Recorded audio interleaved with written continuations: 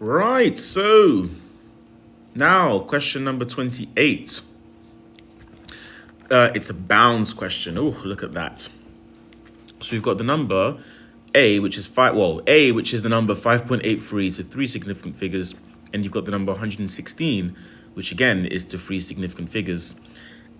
And they're asking us to work out the lower bound of A over B. Okay, whenever you notice that you've got a bound question, and usually the giveaway that it's bound, aside from the fact that they've written the word bound, is when they tell you what they've rounded numbers to.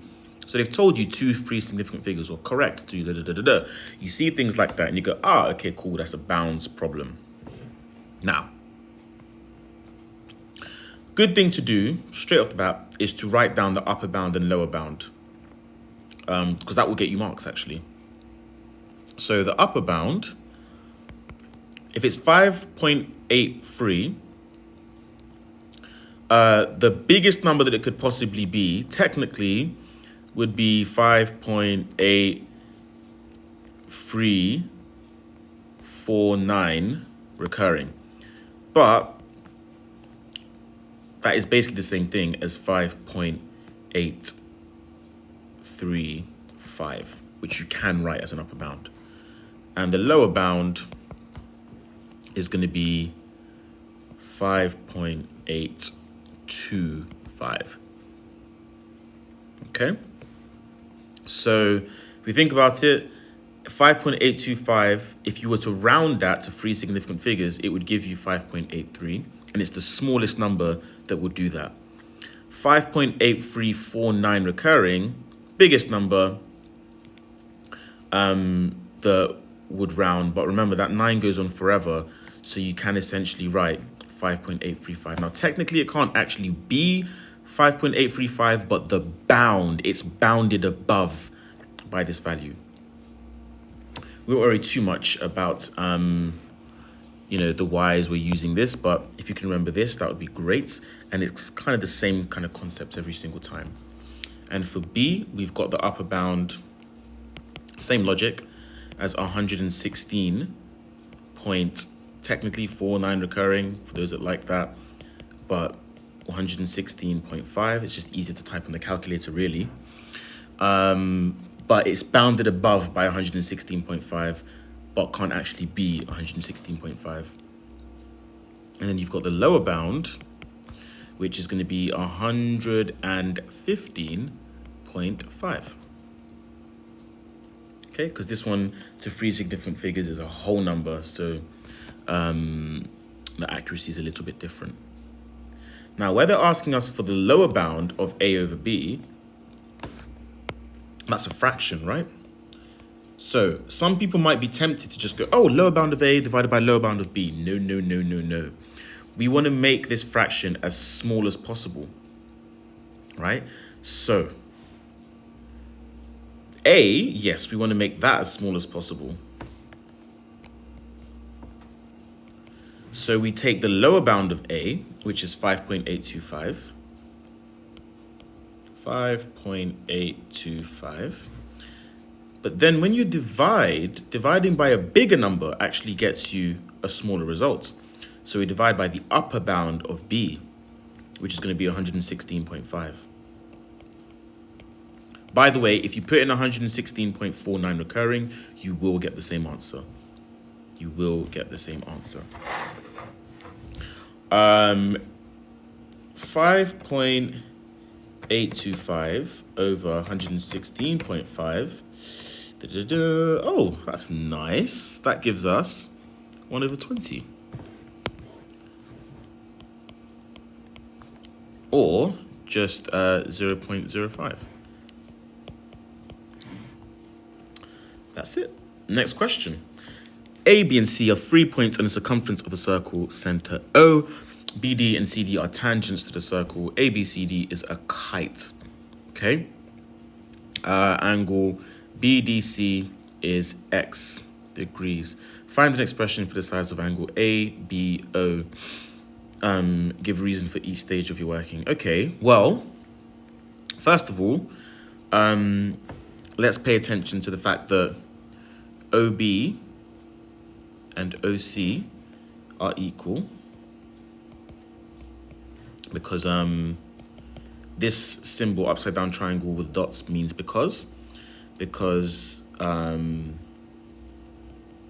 they are radii, or they're both a radius of the circle. So that's good to state. Keep in mind that AB and AC, they're equal to each other because it's part of the kite ABCD, and a property of the kite is that you got two pairs of lengths that are the same. So that's there. So AB equals AC because ABCD is a kite, which is great. Okay, what else do we know? Well. We also know the OCD, angle OCD, and also angle OBD, they're equal to 90 degrees because radius and tangent meet at 90 degrees.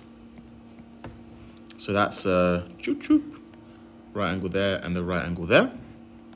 So we know that, which is good. And because BOCD is a quadrilateral, which means the angles add up to 360.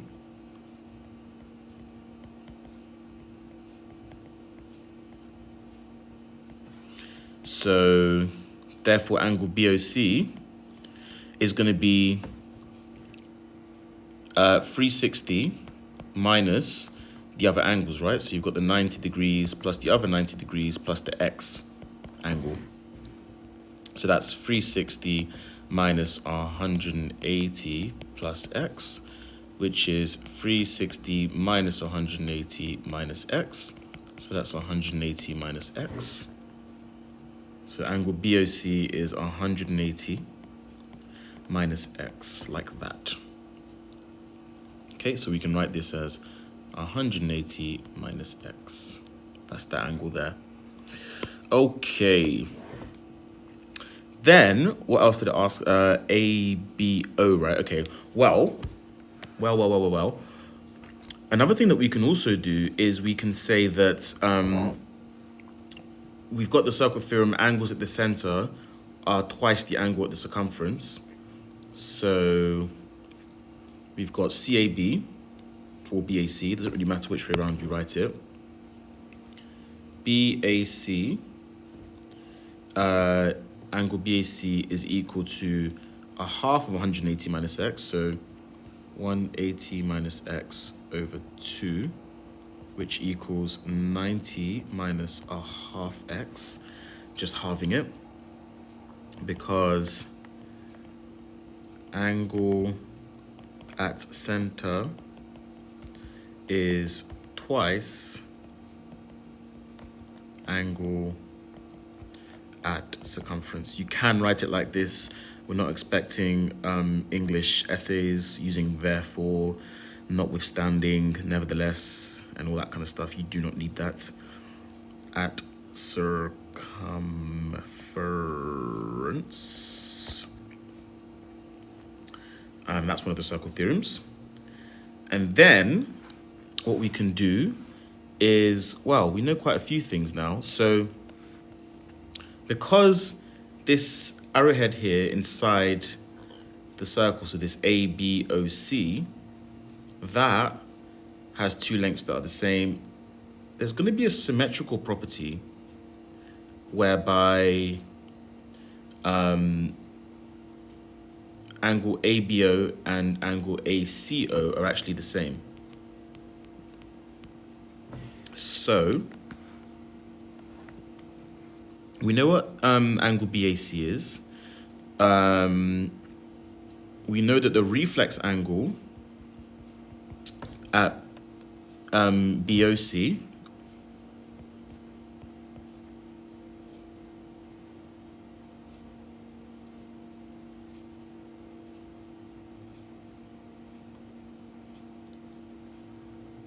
Yep. So the reflex angle at BOC is going to be 360 minus the 180. So let me just put that here. This bit's going to be 360 minus 180 minus x, right? Because this angle's around a point. So just make that clear. So 360 minus 180 minus x. Simplify that, expand that out, I guess. 360 minus 180 minus x is plus x. Always put that bracket whenever you're subtracting an expression like that. That's actually quite a key golden nugget there. So it's 180 plus x. So, or x plus 180. So that's this bit there. Let me write that a bit clearer because it's not very clear. So just to make that extremely clear. So we've got x. Oh no, let's make that a bit smaller. Let's make that pen tiny. X plus 180 like that. Just to make that small. And then let's reduce the size. Okay, so reflex angle BOC is going to be equal to x plus 180. Then, because it's a quadrilateral, the angles must add up to 360.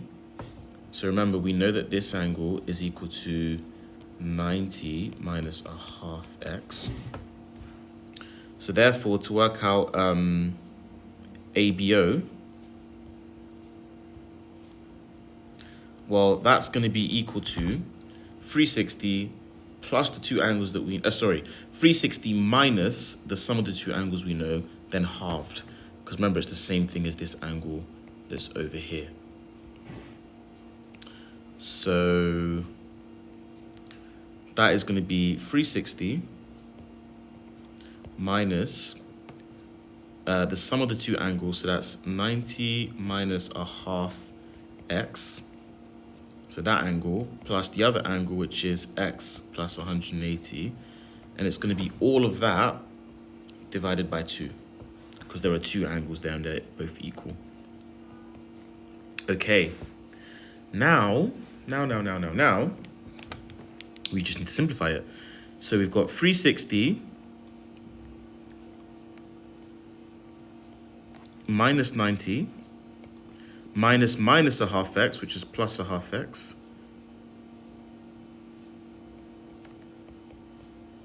Could have done this another way, but we'll just go with this. Minus x minus 180, all divided by 2. And then I'm just going to tidy this. So 360, take away 90, take away 180 is actually going to leave us with 90. A half x, take away x is going to be minus a half x. And that's all divided by 2. And then that simplifies to, well, 90 divided by 2 is 45. Minus a half x divided by 2 is a quarter x. So that leaves us with a quarter x. So that's it. That's our expression for angle ABO. Because it says in terms of x. There we go. And our final question. A sphere has radius r centimeters. An approximate value of r can be found using the iterative formula r subscript n plus 1 is equal to 141 over r subscript n. The starting value is r1 equals 5. Work out the values of r2 and r3. Okay? So what we're going to do then is we are just going to substitute it in. So bear in mind, we know that R2 is going to be equal to the square root of 141 over R1. So let's just understand that. Rn plus 1, which is the next value basically, because n plus 1 comes after n, that is equal to, you use the previous value, which is Rn, in some formula, which in this case is the square root of 141 over Rn. That's not really clear what I've written there, 141 over R1. So R2 is going to be the square root of 141 over R1, which they told us is 5. So we just put that in the calculator. So we've got the square root of 141 over 5.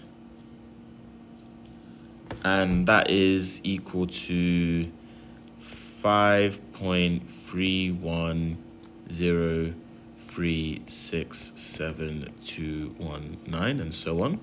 Now, I would recommend writing everything on the calculator just because you get a more accurate answer.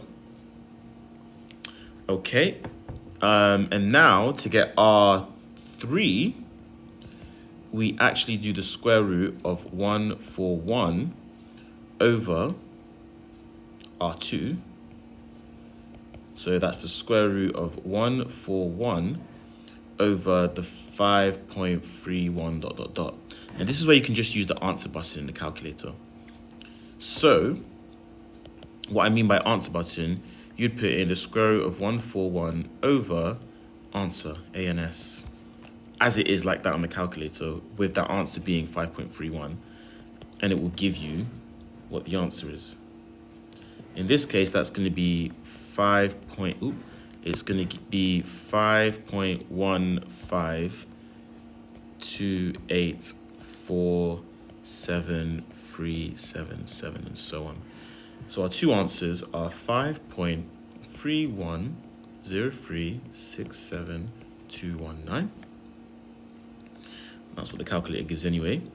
And then for R3, 5.15284737.